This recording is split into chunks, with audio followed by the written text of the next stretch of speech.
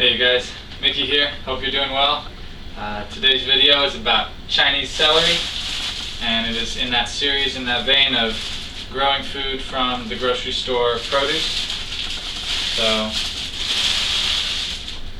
I was at 99 Ranch Mart, and anytime I see roots, you know, I want to give it a try. So this is Chinese celery.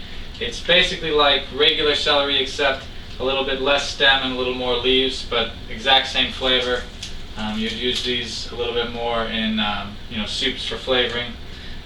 But what we really want is to get nursery stock for free.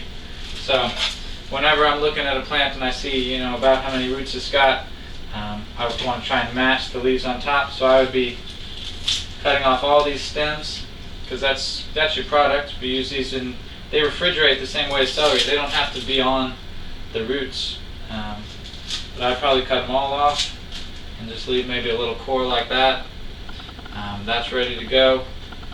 And do the same thing with the others. The roots have been cut, but there's definitely enough there to grow a new plant. So yeah, I have some in the aquaponics that I'm going to show you in just a minute, some that I started before I thought of making all these cool videos. So we can look at those plants and see how they're doing. But now I got some extra, and so I'm going to have to make some soup. Alright, here we are outside at the aquaponics system, and these big guys across the back are Chinese celery. So what you just saw that came from the grocery store, that little bottom was stuck down into the gravel here and was fed with some water and some air and some nutrients from fish waste, and we have a nice product, so we can start snipping leaves to put in soups and using just like celery. It looks like these guys are starting to flower. It's definitely that time of year. So I'd been gone for a while, and the aquaponics has jumped while I was away. The temperatures were appropriate.